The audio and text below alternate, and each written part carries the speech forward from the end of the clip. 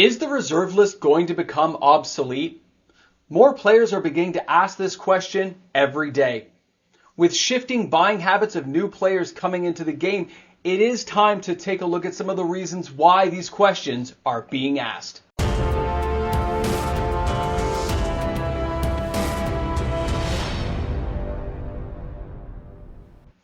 The more things change, the more they stay the same. Welcome back, everyone. MTG Moxman here. Thanks again for hanging out with me on my channel today. Now, this is a top 10 video reserve list edition, but I want to discuss something before we actually get to the top 10, which means I'll be going a little bit faster through the top 10 as we go along in today's video because we need to have this discussion at the beginning. Is the reserve list going to become obsolete? I've had this question asked numerous times in the last few weeks, and I thought I would address it here on the channel during this part of the video. Now, for anyone who knows me well, you know I still buy reserve list cards now. So my simple answer is no, I don't think it's going obsolete. But there are lots of reasons why players may think it's going that route. First off, let's look at the reserve list as a whole. There's nothing being produced. People are not reminded that the reserve list exists unless they go look it, which means a lot of players don't hear about it. Small towns, you don't come across the cards, so you never play against reserve list cards. It just doesn't become an issue. Now think about the high prices associated with expensive reserve list cards, things like dual lands, like the Moxen, Power 9 type gear, right? Most players, it is beyond their reach to think about affording things like that. Even if the odd person does learn about it, they go, who would spend $10,000 or $5,000 or $6,000 buying those cards? Now, Lord of the Rings does change that around. I understand that the idea of that is a whole different conversation now with the Lord of the Rings, but it still bears to mind that players aren't going to buy those cards from Lord of the Rings. They're hoping to find them in a box. They're hoping to come across them with a lucky lottery pack. Whereas reserve list stuff, unless it gets inserted as a priceless treasure, it's not coming around again, okay? Now, so those prices being high can scare off a lot of players, and although the prices are falling for the reserve list everywhere, when players ask me, is it going to rebound? Is it going to come back? Am I going to make some serious money? Speculation has always been there for Magic cards at some point. When players think they can make money on it, that brings the speculators back, which is something we're seeing in Lord of the Rings. It is kind of coming around to that point because the sales were nutty. And when reserve list cards hit a certain level and you see that hesitation for players to buy them, it's because they're worried about getting their money out, which means they probably don't even need the card. They just want to own a few in case it rebounds. I understand that. But if players aren't playing with it, if they haven't heard about it, if they don't know about it because they learned on something like Arena, the chances are they're not good for the reserve list. Chances are it kind of falls into obscurity. But everyone knows there will be a certain segment of the population that is always well aware of it. People who have very big wallets or people who are old boomers like me who grew up with this stuff. That lends to a certain amount of money always changing hands in the reserve list, and there's always a chance when one of us old fogies plays against a new player out there, they experience some of our reserve list awesomeness. And I mean it. When I play a card they haven't seen, like the Lake of the Dead, or you play a Kaija Outpost, or even Assault Heavy Excavations, they're like, I've never seen that card. And you have to explain where it comes from, and then you get a whole conversation started. It's really kind of cool to see that stuff play around, right? Now, with all that said, all those negative things about why the reserve list will disappear, the good news is Wizards of the Coast kind of brought it to the forefront with the 30th anniversary. Although the 30th anniversary was a failure, the fact that that hit the newsreels and it was everywhere did expose a large group of players to the reserve list. The idea that there are cards out there that shouldn't be reprinted but have a lot of value, and if you happen to get some of these cards are just really good to play with. So some players have gone looking, and that did expose some new players to the game.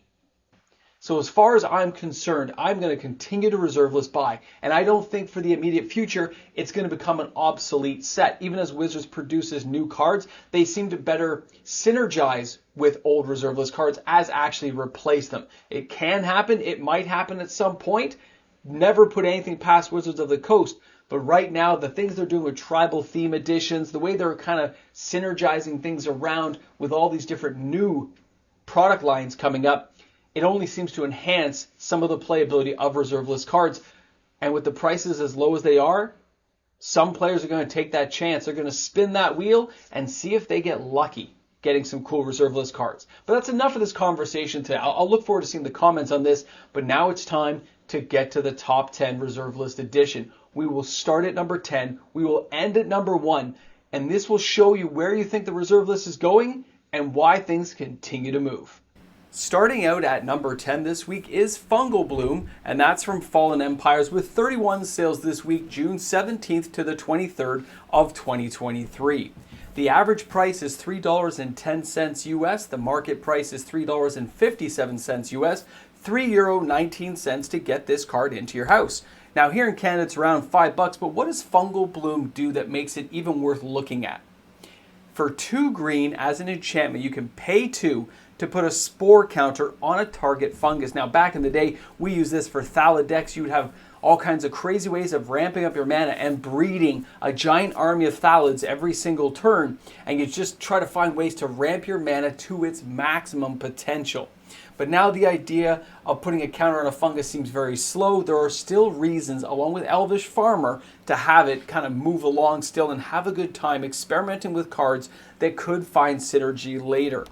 Now, when I take a look at the number 9 card this week, I was a little surprised, like the rest of you, that the Demonic Hordes has made the list. But then I remembered that Alpha Investments did have a video showing off a beta Demonic Hordes and talking about how epic it was. And that's the power of an influencer to mention something they remember, something nostalgic, that brings around that same feeling in other people, and you have results like this. Demonic Hordes, I love the card. I've mentioned it numerous times on the channel myself. This is the revised edition. It has 32 sales this week. The average price, $7.49 US. The market price is $8.20 US and €7.49 to get this card to your house. Now, this is a revised edition. It's been as high as $30. If you went looking right now on TCG Player, you'd find this card, I guess, $4 and change for a moderately played copy if you needed to get one. And when you take a closer look at what the card does, the fact it costs 6 isn't as scary as the fact this thing can destroy land. It can just tap and destroy a land. And there are lots of things that can untap creatures. So really, this thing can become a land destruction machine. And Wizards of the Coast does not promote that stuff anymore. They don't want massive land destruction that slows games down. They want the games to be as fast as possible. So keep an eye on stuff like this, because you can sneak these onto the battlefield and people can and do rip land decks apart. Very fun card to have around, and still a really cheap, affordable card on things like TCG Player. Now, the number 8 card this week is Rainbow Veil from Fallen Empires. This card's been mentioned numerous times on all kinds of channels, including my own, because of what it can do. Now, this card has an average price of $8 US. Of course, it comes from Fallen Empires. The market price is $9.22 US, €7.06 to get this card to your house, around $10 in Canada. It's still on a slow decline, but the fact the artwork looks amazing and this thing can tap for any color mana. Talk about a Super Friends hug deck where you're like, I want to give you a land that'll give you anything you need to help yourself live. That's what we're talking about when you see decks like this and you see cards like this seeing play. I myself, I've talked a whole bunch of times about how we would just sack this to the Zern Orb and then recast it with things like Crucible of Worlds. So we had like an infinite mana supply of any color we wanted. It was great. Love this card. Super cheap as well, which is an amazing thing. And this, of course, brings out speculation again when things get too cheap, because somebody's willing to take a deep dive and spend some money on these cards. Now, our next card is Kaija Outpost. This was mentioned on my live stream last week. We did on a spin wheel, so there were some sales that, of course, happened because of that.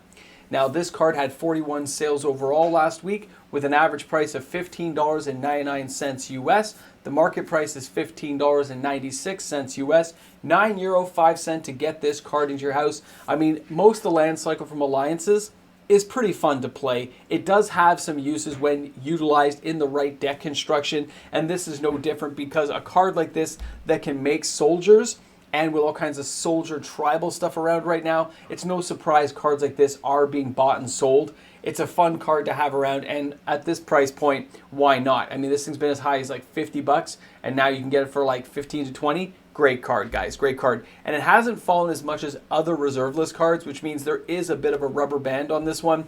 People do like owning it. Let's go ahead and take a look at number 6, and this was a bit of a surprise. This is Seeds of Innocence from Mirage with 42 sales this week. Average price, $10.83 US. Market price is $10.39 US. €15.29 to get this card to your house. It's around 15 bucks here in Canada. When you take a look over Seeds of Innocence, 2 green, 1 other. Bury all artifacts. Each artifact's controller gains an amount of life equal to the number of artifacts in the casting cost. This is kind of crazy, right? The fact that an artifact can cost 5 and you're just going to gain 5 life. But remember, it gets rid of everything. So if you're not playing a heavy artifact deck or you need a way to get rid of lots of artifacts, this is the way to go. And it's cheaper than things that Shatterstorm. That's like 2 red, 2 other. Why would I use a disenchant when this thing just clears the whole board of all my crazy artifacts I want gone? I've always loved this card, guys. Loved it. Now let's go ahead and take a look at the number 5 card this week, and that is Shallow Grave from Mirage. I was a little surprised to see this card here as well.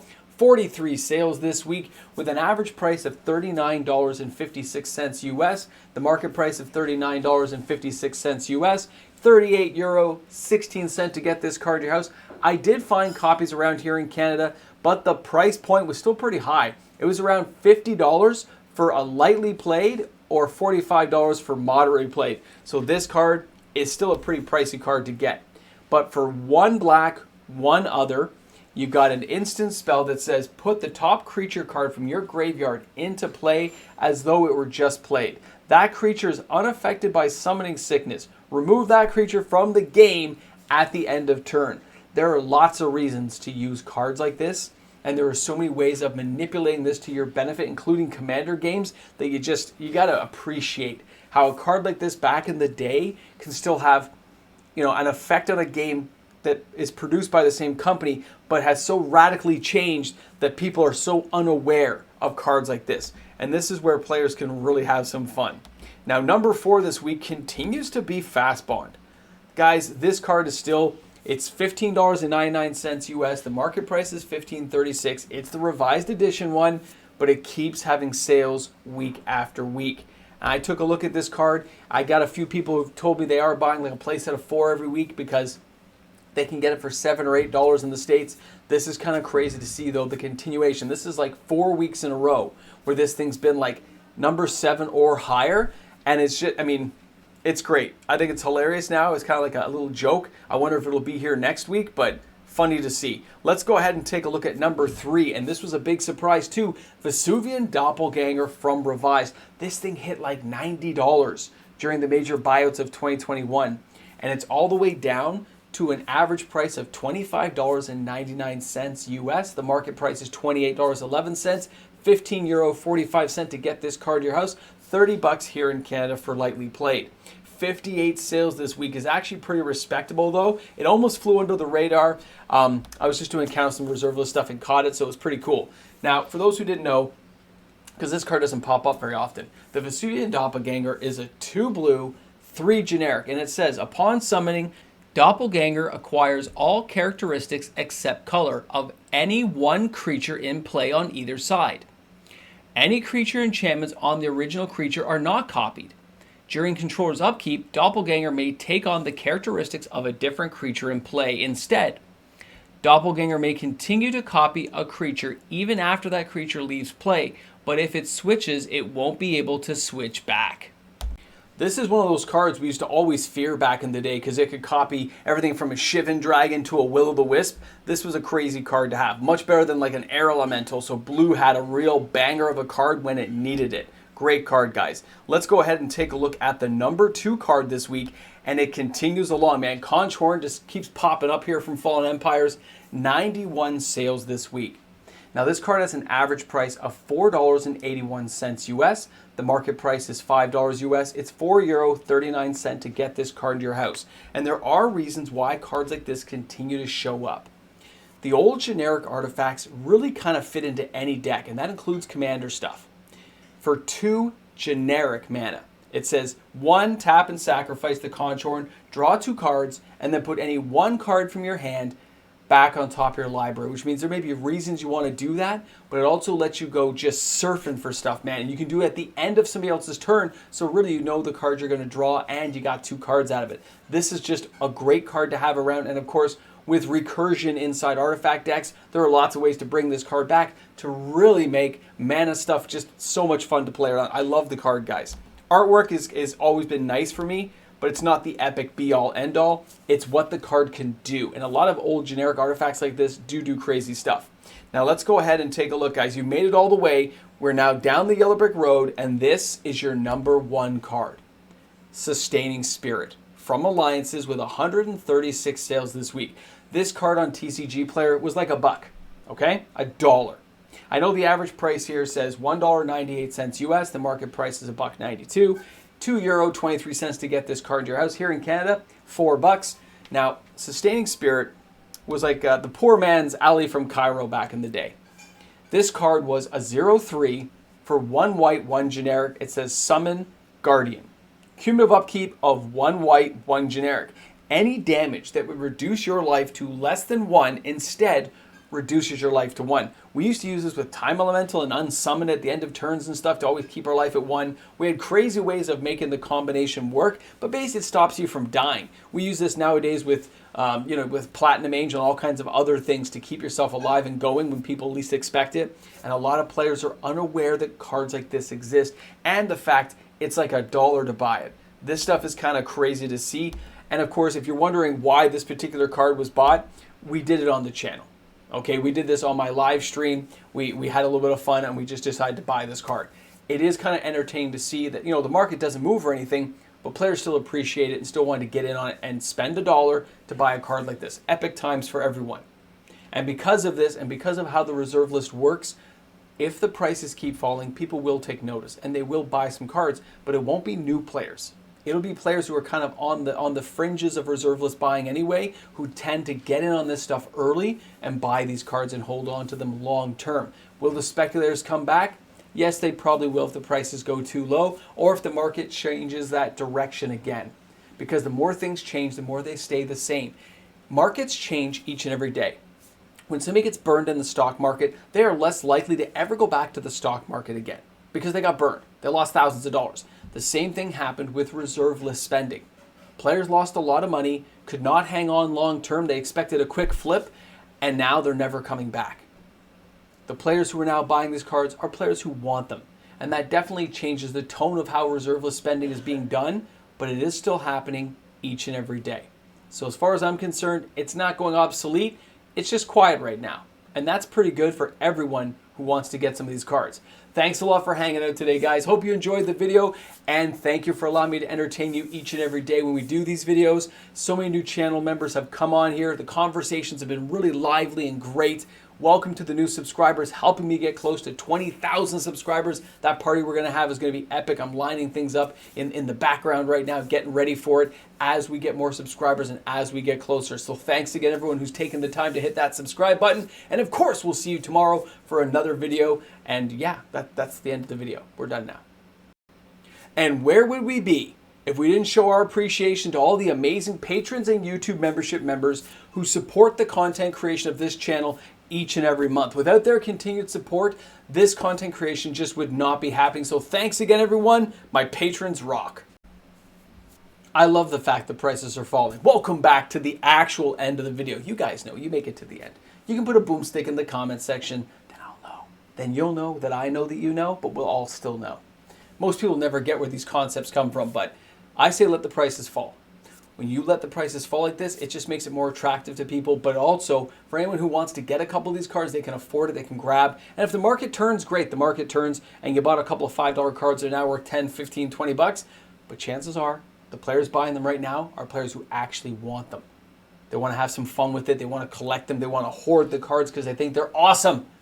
Yeah, it's not going obsolete, guys. As much as some people out there like to think it might, there's always going to be somebody who wants to collect this stuff. Thanks a lot for tuning in. At least that's the way I see it. Yeah, we'll see you guys tomorrow.